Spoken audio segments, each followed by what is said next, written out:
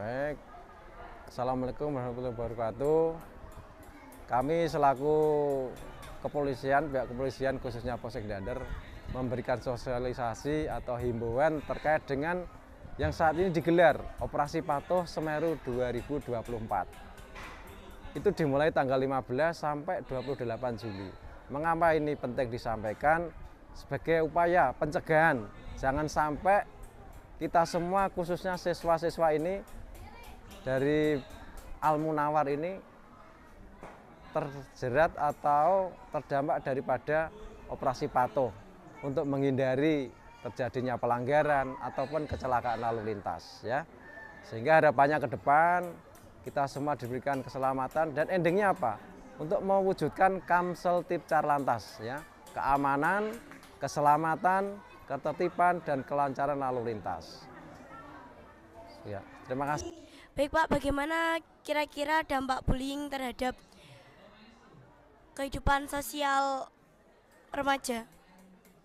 Ya, kalau kita cermati dampak bullying kepada para remaja, memang sekarang lagi viral di mana-mana. Mungkin dari kalian sendiri juga tahu. Untuk itu perlu kita antisipasi sejak dini, sejak remaja awal, yaitu usia 12 sampai 21 sebagai pengertian klasifikasi remaja.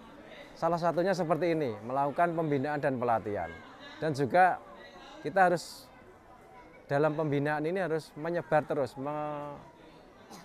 berkesinambungan sehingga mereka bisa kita cegah dari hal-hal kecil, contohnya mengejek temannya, mengancam, kemudian memaksa, hingga yang lebih tinggi lagi tingkatannya apa? Seperti mereka melakukan pemukulan secara individu dan kelompok, ya itu harus kita antisipasi sejak dini. Salah satunya melalui lembaga sekolah ini, sehingga minimal di lingkungan sekolah ini atau di pondok ini tidak terjadi bullying dan bullying. Terima kasih.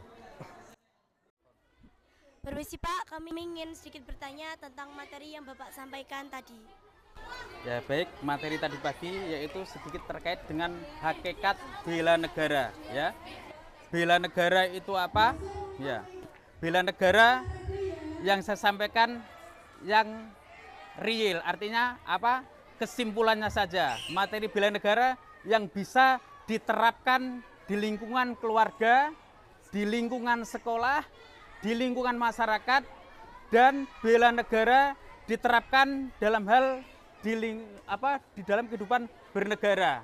Jadi dari 4 penerapan bela negara itu tadi saya sudah sampaikan terkait contoh-contohnya.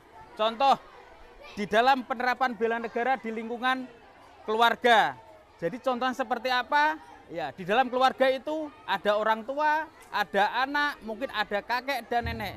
Jadi kita harus bisa berbicara dengan tutur kata yang sopan, tahu etika, unggah-ungguh. Jadi kita hidup di dalam Indonesia harus tahu etika. Itu yang saya sampaikan. Terus kalau di lingkungan sekolah, saya sampaikan terkait apa itu penerapan bela negara dalam lingkungan sekolah. Saya kasih contoh seperti apa. Nah, kalau menjadi siswa, menjadi murid, contoh penerapan dalam lingkungan sekolah yaitu pertama, menghormati guru. Nah, kalau menghormati guru seperti apa? Tadi tak sampaikan. Mungkin ketemu Bapak Ibu guru, ngasih ucapan salam, jabat tangan, cium tangan. Ya. Itu. Terus yang kedua, taat akan adanya aturan di sekolah, taat dengan tata tertib. Misal, berangkat sekolah tidak terlambat, belajar yang rajin, mengerjakan tugas-tugas sekolah atau mengerjakan tugas-tugas yang diberikan Bapak atau Ibu guru. Nah, itu kalau di lingkungan sekolah. Di lingkungan masyarakat sampai dalam hal yang paling atas yaitu penerapan bela negara dalam negara.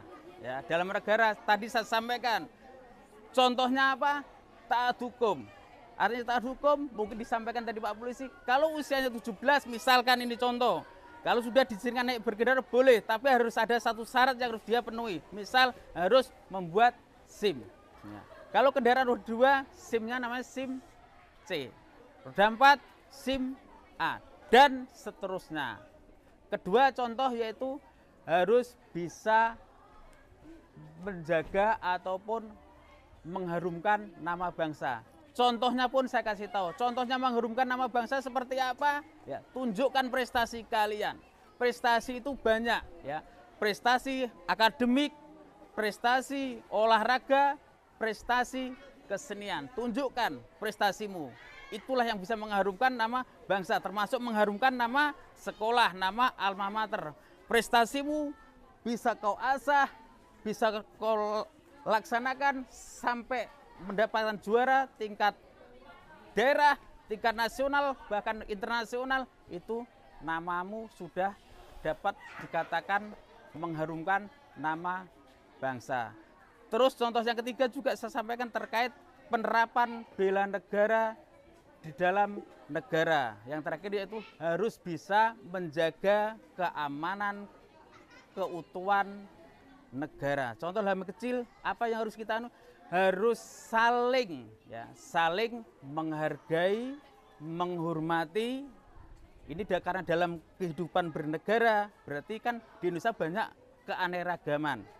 Berarti kita harus saling bisa menghargai, menghormati suku lain. Suku Jawa menghargai suku Sulawesi.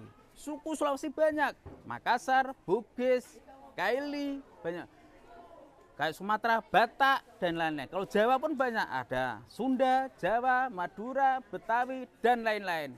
Jadi kita intinya itu, dimanapun kita tinggal, harus tahu adat. Ada pepatah, di mana bumi dipijak, disitulah langit dijunjung. Artinya apa? Harus tahu etika, tahu adat. Adatnya di sini bagaimana, adatnya di sana bagaimana. Adat Jawa bagaimana, adat Makassar bagaimana. Adat Makassar bagaimana, adat. Kalau kita bisa menghargai semua perbedaan, semua keanekaragaman, insya Allah tidak ada kendala. Dimanapun kita hidup, pasti akan tercipta kerukunan hidup di dalam bermasyarakat dan bernegara. Itu saja yang saya sampaikan. Baik, kesan dan pesan Bapak selama memberikan pengarahan kepada anak-anak. Pesan dulu ya. Pesan untuk para siswa, ini apa ini? MTS sama MA. Ya. Semoga menjadi generasi penerus bangsa yang berprestasi dan bisa mengharumkan nama sekolah khususnya, dan lebih tinggi lagi bisa mengharumkan nama daerahnya. Syukur-syukur bisa mengharumkan namanya di tingkat nasional.